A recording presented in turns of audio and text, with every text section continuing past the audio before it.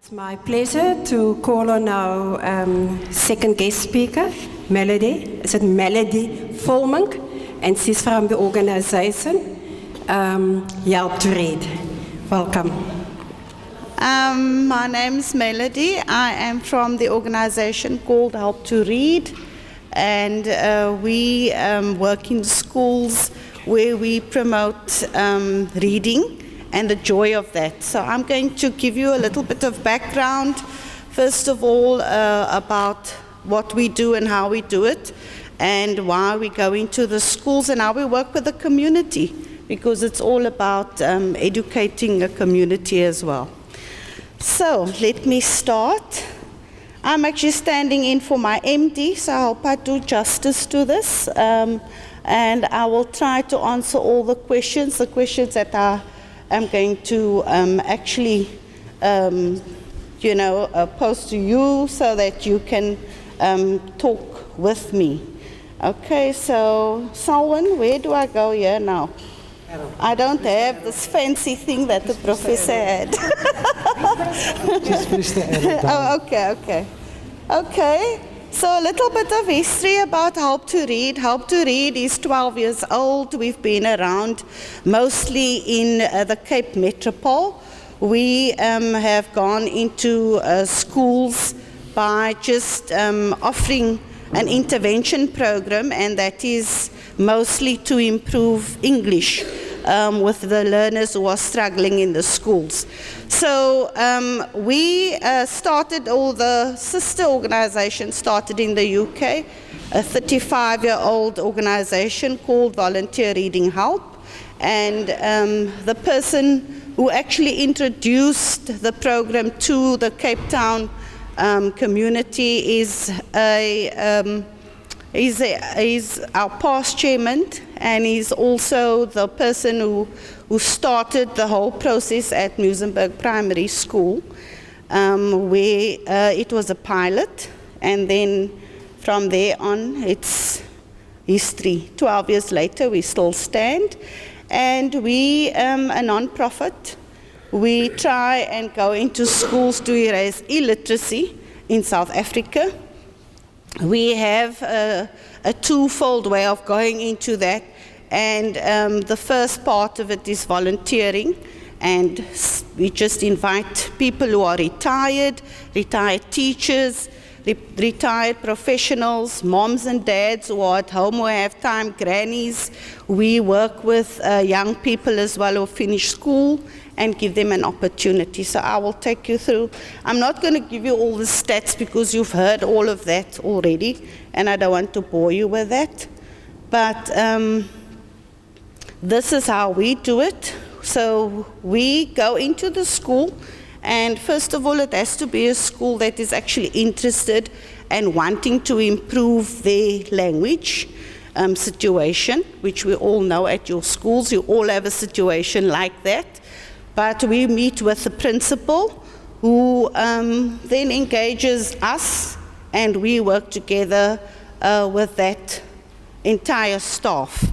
And mostly in foundation phase from grade 2 to grade 4, where you find the most struggles.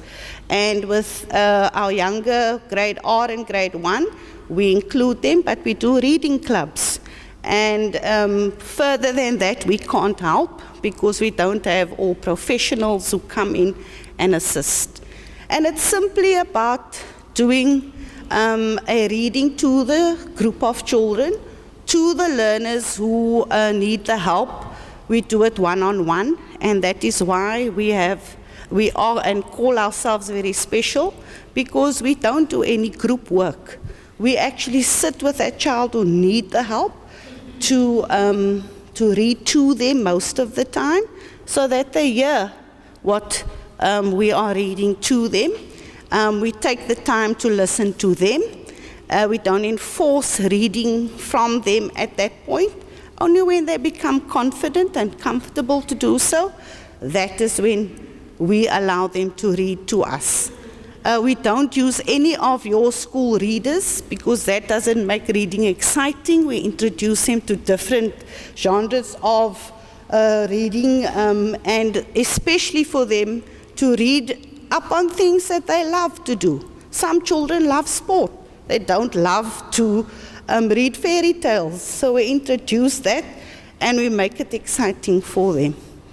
Okay, so our next part of what we do is actually working with young people in the communities, where we take them from the community schools, high schools, so when they finished with their matric year, perhaps they didn't get into a university, or they wanted to do whatever it is they needed to, but parents didn't have funds.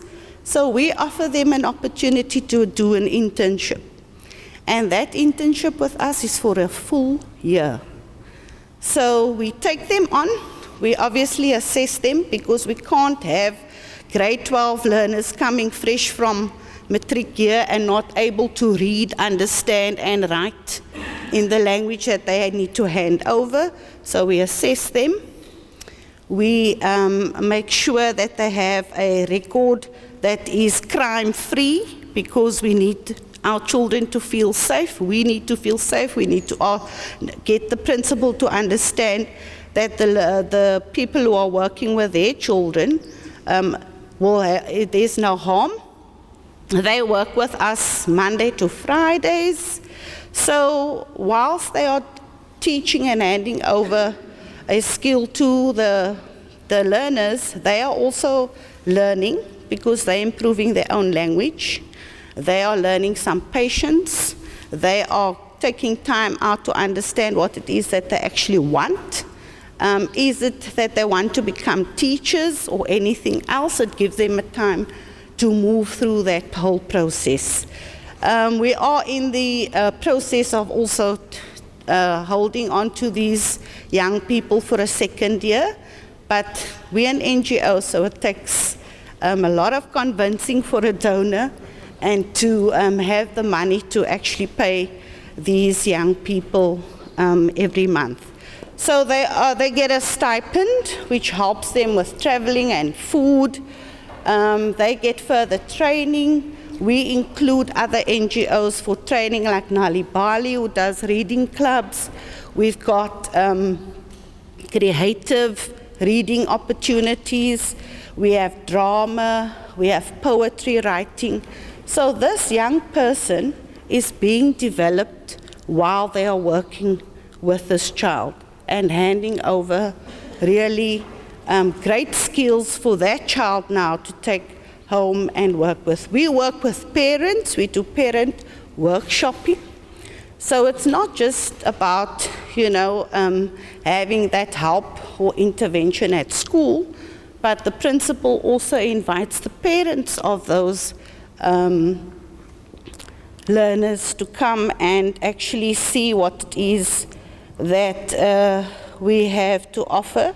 And we teach the parents creative ways of how they can actually do the intervention at home, because it all starts at home. And as the professor said, if you just start off by reading to your child every night, or listening to them, making up their own stories. Do you remember when you had the time to actually tell a story and lie there with your dad or with your mom or your gran? I had that opportunity where my dad allowed me to just go wild and use my imagination and tell the story that I wanted to tell. Or maybe I listened to my dad, and then he would add on to the story, and it will become a whole new different story of the previous story that I heard.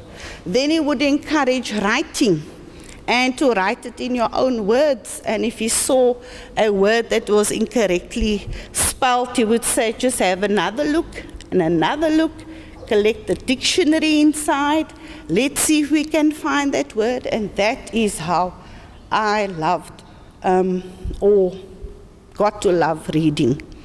I used to get a smack behind my head most times in my teenage years because I was reading instead of doing my chores at home. We were encouraged in grade 7, that time grade 5, to write your own poetry and to also just use your imagination. And that's how I became stronger, wiser, to use words instead of my fists, or to use words to break through a situation. And our children don't do that. They physically move to actually, get the message across, whereas you could just use words and be very wise at it, and then get the person away from a situation that you maybe find difficult to be in. So, as you can see, we have volunteer reading helpers where we can actually draw into the community, the surrounding parents of this school, to actually come in and assist you.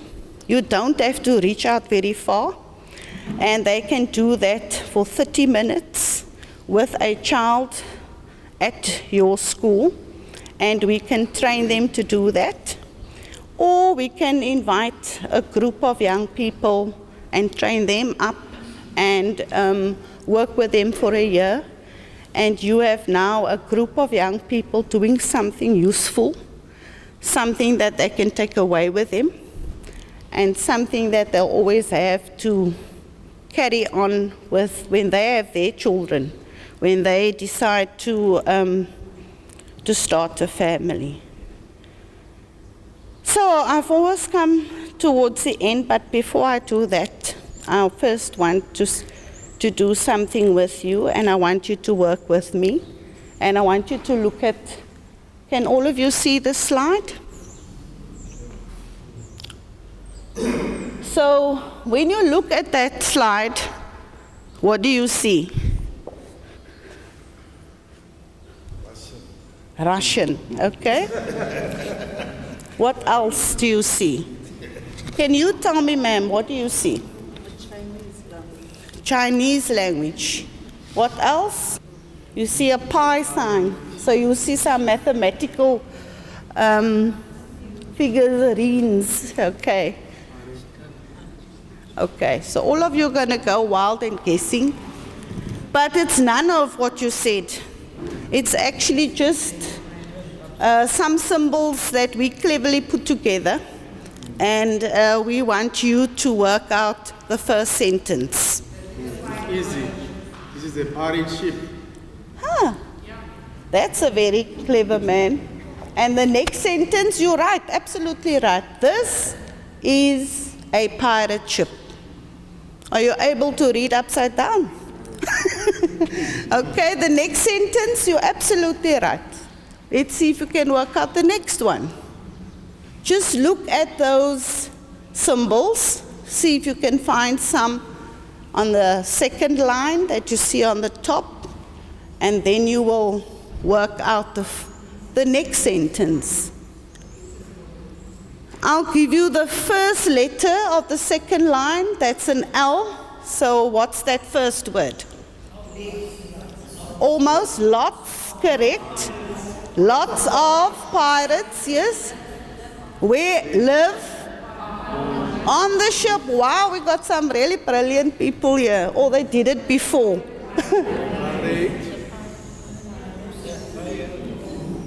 Okay. What's the last sentence? One person, please. The pirate. What does every ship have?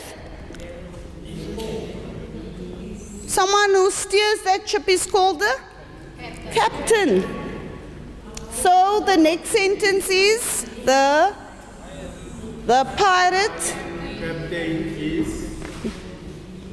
He has a name. Called. And what is his name? Jim. Well done. So this is what it is. This is a pirate ship. Lots of pirates live on the ship. The pirate captain is called Jim. Well done. So what was I trying to do? Some people actually knew all of this. You probably did it before, so I'm not fooled. But did you hear how you were reading when you were trying to decode and figure out what it is. So what I want you to know is that this is what children do. They look at a text that you give them or present to them on the board or on a sheet of paper in front of them, and then you say, right, let's read. But actually, if you don't know, this is exactly what's going to happen. You're going to struggle, you're going to guess. And yes, sir. There was a message going around teachers. If you can read that, you are a teacher. Because that's how children. So there were only a few teachers here then. But what I did was I helped you, and you were able to do so. And that is what a child actually needs. They need that assistance, and this is why we believe in the literacy tutors, the young people that we ask to come and work with us in your school, to be there for those children who are struggling.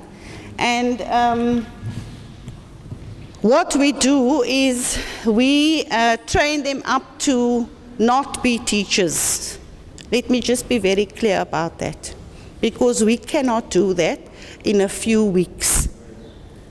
We have teachers here in this classroom who have years and years of experience, who've gone to study, and we respect that. We do not bring in our literacy tutors to be teachers. They are there to assist. It's an intervention program. It is a helping hand. It's a helping aid. It is an opportunity for you to now focus on those children who need you in the classroom, who's hungry to learn, who's ahead of the others. And we take those learners who are struggling to actually do the one-on-one with them. We do this twice a week. We ask you for 1 hour of your teaching time to send those children out and to work with them closely. Excuse me. And so I don't want you to think that we are coming to save you, because we can't save all of those children. Some of those children need help deeper than what we can give. But it is there as a service, as an intervention to assist and to be part of a school community, to grow the community, to be inclusive of what it is that we all can do together, and that I can promise you. Are there any questions? We're going to do a question round.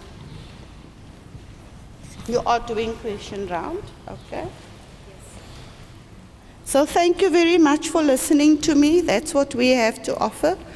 And I hope I can come to this school. I really like what I saw as I was driving in. In fact, I was driving past all the time because we work in Wemmershoek, and we have 15 young people assisting, 10 children each, so that's 150 children that's being assisted for 1 full year. Thank you.